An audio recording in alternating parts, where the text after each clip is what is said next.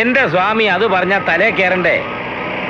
ചത്ത് മണ്ണോട് ചേർന്ന അബൂബക്കർ ആഭ്യന്തരമന്ത്രി വീട്ടിൽ ചെന്ന് കഴുത്തേ പിടിച്ചെന്ന്. ആ അല്ലെന്നേ, ഇതൊന്നും അല്ല. ഉറങ്ങി എഴുന്നേക്കുന്നതിന് മുമ്പ് ആഭ്യന്തരമന്ത്രി കസര മുമ്പിൽ കണ്ടതിന് വെപ്രാളവും പരവേശവുമാ. സ്വാമി ഒരു കാര്യം ചെയ്യും, അങ്ങേരെ തഞ്ചത്ത് വിളിച്ച് ആശ്രമത്തിൽ കൊണ്ടുപോയി ആരേലൊരു കറുത്ത ജപിച്ച് കേട്ട്.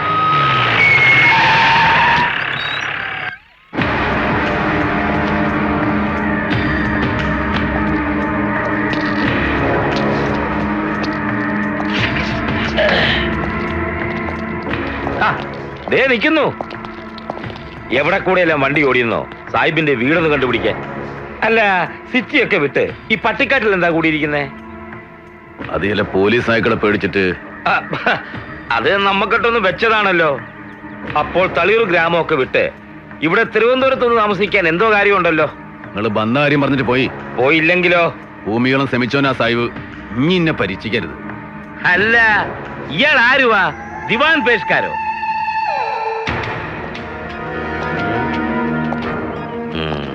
ചേട്ടാ, ഈ റാസ്കൽ ഇവിടെ എത്തി. തനിക്ക് ആൾമാറാട്ടം അറിയാവോ? എന്താ നിങ്ങൾ അങ്ങനെ ചോദിക്കാൻ? ഇന്നലെ ആഭ്യന്തരമന്ത്രിയുടെ വീട്ടിൽ വെച്ച് കണ്ടത് തന്നെ അല്ലായിരുന്നോ? അതിലെന്താ നിങ്ങൾക്കൊരു വിശ്വാസക്കുറവ്? നിങ്ങളെന്താ കള്ളു കുടിച്ചിട്ടുണ്ടായിനോ? കേറി നോക്കണോ? സർ, ഇതിനെന്താ പുറകെ കയറുന്നത്? കാര്യമുണ്ട്, സെർച്ച് ചെയ്യാൻ വാറണ്ടുമുണ്ട്. അതിനെന്താ എത്ര വിരളുന്നത്? അല്ല സാഹിബേ, തനിക്കൊരു മോനല്ലേ ഉണ്ടായിരുന്നുള്ളൂ, അബു? എത്ര മക്കളുണ്ടായെന്ന് എന്നെ അറിയിക്കേണ്ട കാര്യമില്ല. ഉണ്ട്. തനിക്ക് അബുവിനെ പോലിരിക്കുന്ന വേറൊരു മകനുമുണ്ട്. അവനല്ലേ ഇന്നലെ തന്റെ വേഷത്തിൽ മന്ത്രിയുടെ വീട്ടിലെത്തിയത്. അനക്ക് തലക്ക് വെളിവില്ലടോ. ഈ എന്റെ പൊരേ കയറിയുള്ള പുറത്താക്ക്, ഇല്ലെങ്കിൽ എന്റെ കോലം മാറും. തന്റെ ഈ തടി വെപ്പ് താടിയല്ലേ? കൊച്ചു കഴിവറ മോനെ. അയ്യോ രോമം. ബോടക്കത്തിനും കാണിക്കണം. ഓ മുക്ക്.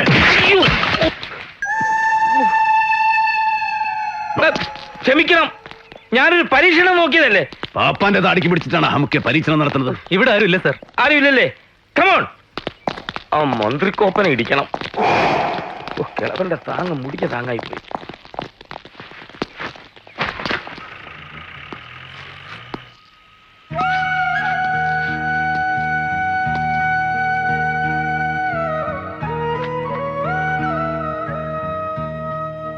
വല്ലാത്ത ബുദ്ധിമോശയ്യ കാട്ടിയത്. ആ ബഹളത്തിനിടയിൽ മുഹമ്മദ് കുട്ടിനെ പോയി കണ്ട വല്ല കാര്യം ഉണ്ടായ എനിക്ക്. എന്റെ കണക്കൂട്ടിൽ ഇത്തിരി ഒന്ന് പഴച്ചു. പടച്ചോൻ കാത്തോണ്ട് രക്ഷപ്പെട്ട്. കൊല വിളിച്ച് നടക്കാനുള്ള നേരവും കാലമൊന്നും ഞമ്മക്കില്ല. അളന്ന് മുറിച്ച് വേണം ഇനി ഓരോ കാര്യങ്ങളും നീക്കാൻ. ഇനി ഒരിക്കൽ കൂടെ കണക്ക് പേച്ചാ പിന്നെ പറഞ്ഞിട്ട് കാര്യമില്ല. ചെയ്തു തീർക്കാനുള്ള കാര്യങ്ങളെക്കുറിച്ച് ഓർക്കുമ്പോ മനസ്സിനൊരു സമാധാനമില്ല. തീ കടലാ ചുറ്റിലും പടച്ചോന്റെ കൃപ കൊണ്ടുകൂട്ടിയ ഇച്ചിരി ആയുസ ഇനി ബാക്കിയുള്ളൂ. അത് ഈ മറക്കണ്ട. അബു, പോലീസ് ജീപ്പ് പോകണണ്ടല്ല. ആകെ പുലിവാലായനെ. പടച്ചോൻ കാത്ത്. മാലതി പോയോ? പോയി. നാളെ വൈകിട്ടത്തെ വണ്ടിക്ക് ആതിരെ കയറ്റിവിടാന്ന് പറഞ്ഞേ. ആതിര വരുന്നു എന്ന് കേട്ടപ്പോ മുഖത്തിനെന്താ ഒരു തിളക്കം? മരിച്ചു ജീവിച്ചതല്ലേ രാഘവേട്ട. ഇനി ഈ ജന്മം കാണാൻ കഴിയുമെന്ന് കരുതിയതാണോ? ഈ വിവരം അറിയുമ്പോ അവൾക്ക് എന്ത് സന്തോഷായിരിക്കും.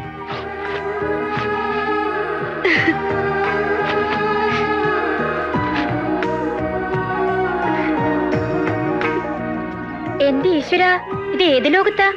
ഇതുവരെ റെഡിയായില്ലേ? ബസ്സിന് നേരാവുന്നു. എനിക്കിപ്പോഴും വിശ്വസിക്കാൻ കഴിയുന്നില്ല. എന്റെ അബൂക്ക, നീ എന്നെ കളിപ്പിക്കില്ലല്ലോ. ദേ, എന്നെ ദേഷ്യം പിടിപ്പിക്കരുത്. മണി 5:30 ഇനി ഇറങ്ങാറായില്ലേ മോളെ? ഇറങ്ങാച്ച. എനിക്ക് അബുവിനെ ഒന്ന് കാണാൻ കൊതിയുണ്ട്. പക്ഷേ ഈ തളർന്ന ശരീരം വെച്ചോണ്ട് എങ്ങനെ അവിടം വരെ വരിക? എന്റെ അനുഗ്രഹങ്ങൾ അവനെ അറിയിക്കണം. മാലതി ഇന്ന് തിരുവനന്തപുരത്തേക്ക് പോണില്ലേ? ഇല്ല, ഞാൻ 2 ദിവസം അമ്മമ്മയുടെ കൂടെ നിന്നിട്ടേ പോണുള്ളൂ.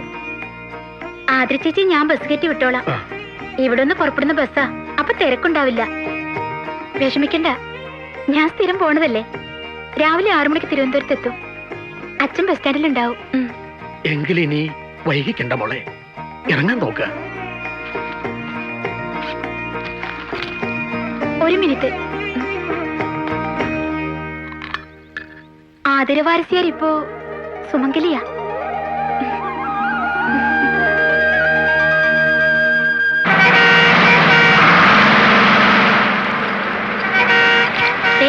അഡ്രസ് കുറിച്ചൊന്ന് കയ്യിലുണ്ടല്ലോ.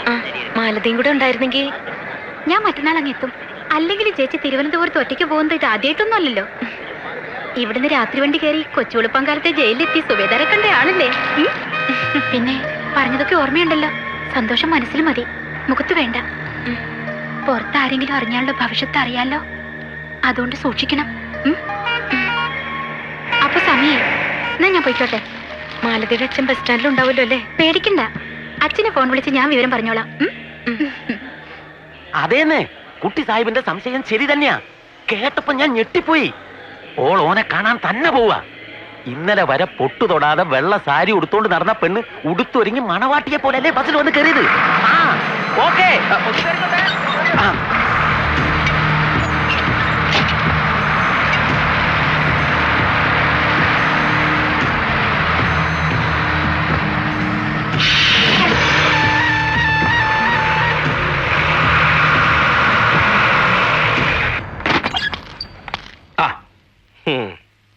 എന്താ അർജന്റായി വിളിപ്പിച്ചേ?